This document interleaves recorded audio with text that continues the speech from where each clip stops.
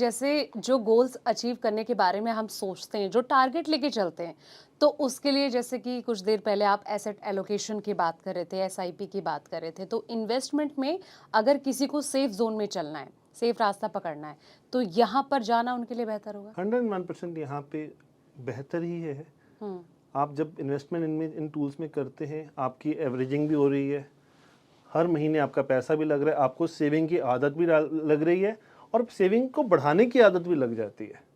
जैसे जैसे आपकी इनकम बढ़ती जाती है, थोड़ी थोड़ी सिस्टमेटिक इन्वेस्टमेंट प्लान करते रहिए, बढ़ते जाइए। आप लॉन्ग टर्म में देखेंगे तो आप करोड़ों रुपए कमा सकते हो। मैंने लोगों को, इन्वेस्टर्स को, सिप के थ्रू कुछ हज़ार की सिप शुरू करते हुए करोड़ों में पहुंचते हुए देखा है। अच्छा। हाँ जी, सिप्स बढ़ती हैं, बट जब वो टाइम देते हैं मार्केट को, मार्केट में कभी भी टाइमिंग नहीं देनी है, सिर्फ टाइम देना है। आपकी इन्वेस्टमेंट्स आपको आपकी हर गोल के लिए फुलफिल करके रिजल्ट्स आपको देगी ही देगी। अच्छा, जिस तरीके से कहते हैं ना कि साइकोलॉजी जो होती है, जितना हमारा मेंटल पीस काम रहेगा, उतना हम अच्छा डिसीजन ले सकेंगे। आपको लगता है कि ट्रेडिंग के टाइम पे भी ये चीज़ कारगर साबित होती है कि हमें हमें ये पता रहता है कि हमें क्या करना है? मैं ना कुछ लोगों को ट्रेडिंग करते हुए देखता हूँ। हम्म। आप भी अपने अक्सर ऑफिस में देखते होंगे, आपकी मीटिंग के टाइम जो लोग ट्रेडिंग कर रहे होते हैं, हम्म। वो मीटिंग चल रही होती है, बॉस समझा रहा होता है, वो बार बार मोबाइल लैपटॉप देख रहे होते हैं कि फंड क्या रिटर्न दे रहा है, अरे ये ऊपर जा रहा है, नीचे जा रहा है, बॉस कह रहा है कि आपने अचीव किया है कुछ, बॉस तो क्या कह रहा है यार, मेरा तो आज लाख रुपए का नुकसान हो गया। तो अगर आप अपनी लाइफ को हमेशा चिंता में रखना चाहते हो तो trading is the best option. आप हमेशा अच्छा। टेंशन में रहना चाहते हो तो trading is the best option. Trade करो, पैसे कमाओगे ना कमाओगे वो तो बात की बात है, पर चिंता ज़रूर ले जाओगे। बीपी के पेशेंट, शुगर के पेशेंट तो 101% बनोगे बनोगे अगर रेगुलर ट्रेडिंग करते रहोगे। मैं अगेन कह रहा हूँ कि ऐसा नहीं ट्रेडिंग में लोग पैसा नहीं कमाते, पैसा कमाते हैं, पर वो स्टडी करके पैसा कमाते हैं। टिप्स के ऊपर वो कभी भी पैसा नहीं कमाते। बट अगर आप लॉन्ग टर्म की तरफ देखेंगे, अपनी फैमिली के साथ एंजॉय कर पाएंगे, लॉन्ग टर्म इन्वेस्टमेंट करो, फैमिली को भी टाइम दे पाओगे, जो आजकल सबसे ज़्यादा हम अपनी फैमिली को टाइम नहीं दे पाते वो भी दे देंगे, और रिटर्न्स तो आएंगे ही आएंगे, और शांति से आप अपना जीवन व्यतीत करेंगे। मेरे एक इन्वेस्टर थे, उनकी वाइफ को और उनके बच्चों को मैं इन्वेस्टमेंट प्लान समझा के आया। अच्छा। उनकी वाइफ ने कहा, भैया अच्छा है, आपके कारण ना ये थोड़ी सी सेविंग करने लग जाएंगे। मैं भी बड़ा खुश हुआ। 6 महीने बाद मैं गया, बच्चे मुझे उनकी आंखें दिखा रहे थे, भाभी के माथे में पसीना आया हुआ था कि कहाँ ये आ गया। मैंने पूछा, भाभी जी क्या हो गया, ऐसा क्या प्रॉब्लम आ गई जी, एकदम आप वो हो गए। वो कहते, जब से आपने इन्वेस्टमेंट की है ना, ये जितने भी बिजनेस वाले न्यूज़ चैनल्स हैं ना जी, वो सब देखते हैं सुबह अच्छा। शाम। अच्छा। मैंने कहा वो देखने की क्या ज़रूरत है, आपने सिस्टमेटिक इन्वेस्टमेंट प्लान लिया है, नहीं पता तो लगे ना कि हमारी मार्केट कहाँ जा रही है। आप ज्ञानी ना बने, आप इन्वेस्टमेंट करके भूल जाएं, न्यूज़ को छोड़ दें, अपना लाइफ को एंजॉय करें, आपको रिजल्ट्स आपकी नीड के अकॉर्डिंग मिलेंगे ही मिलेंगे। अच्छा, जब हम मार्केट में जाते हैं ना, तो हम देखते हैं जहाँ पे सेल लगी रहती है तो हम ज़्यादा अट्रैक्ट होते हैं वहीं पर ही।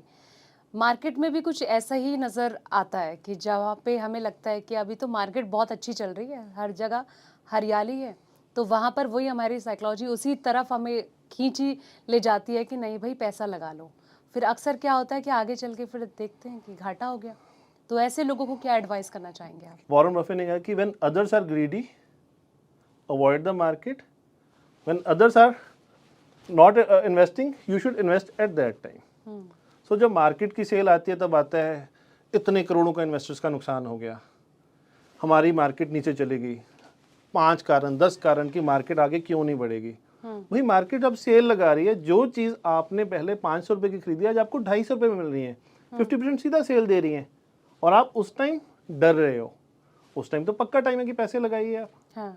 पर हम पैसे निकालते हैं, और जब मार्केट ऊपर जा रही है वो 500 का 600 हो जाता है, 700 होता है, तब हम जगा के पैसे लगाते रहते हैं। तरुण जी, एक सवाल ये कि आखिर ये लालच कब शुरू हो जाता है, जब रिटर्न जो है 50% मिल रहा है या फिर 100% इन्वेस्टर को रिटर्न मिल रहा है? लालच पहले दिन से शुरू हो जाता है।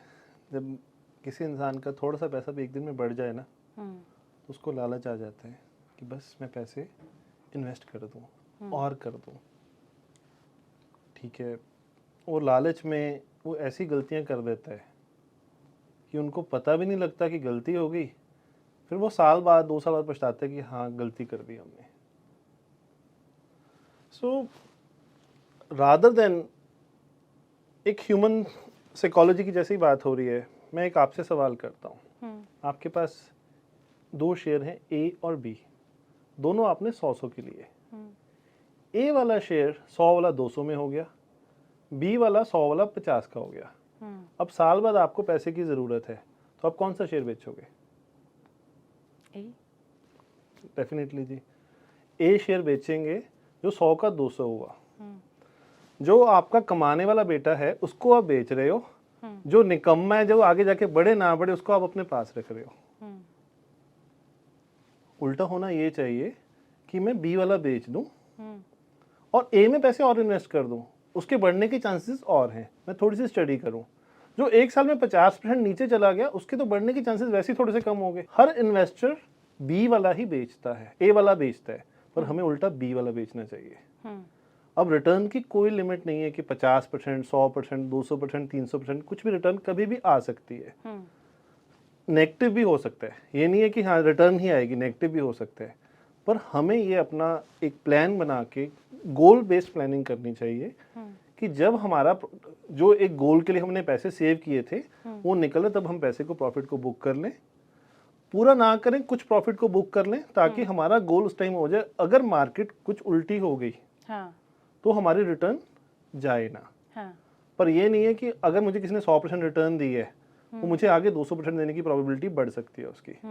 स्टडी, और अगेन अगर आप नहीं पढ़ सकते, आप नहीं टाइम निकाल सकते अपने बिजी शेड्यूल से, तो किसी ना किसी एक्सपर्ट को, किसी एडवाइजर को डेफिनेटली हायर करें। लेकिन कई बार ऐसा होता है ना कि जो बहुत मांझे हुए इन्वेस्टर भी होते हैं, जिनको बहुत नॉलेज भी होते हैं, लेकिन कभी कभी गलती तो वहाँ भी हो जाती है।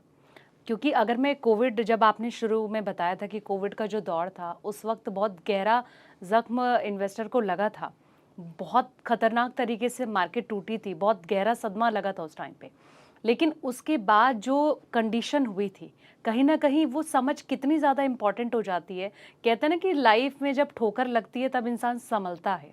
तो ऐसी कंडीशन में आप क्या कहना चाहेंगे? मंझा हुआ खिलाड़ी तो कोई भी नहीं है जी मार्केट में, मुझे तो आज तक कोई भी नहीं मिला। वॉरेन बफे खुद नहीं कहता कि मैं मंझा हूँ, राकेश झुंझुनवाला जी नहीं कहते थे। हमारे आज के नए युग के कई म्यूचुअल फंड्स के बहुत अच्छे CFOs हैं, बहुत अच्छे CEOs हैं, जिनको लोग, जिनकी ओपिनियन लेते हैं, हर न्यूज़ चैनल में आते हैं और बहुत लॉजिकल पॉइंट्स बोलते हैं। एक्सपर्ट वो भी नहीं कहते अपने आप को, वो भी कहते हैं कि हम कहीं ना कहीं हमसे गलती हो ही जाती है।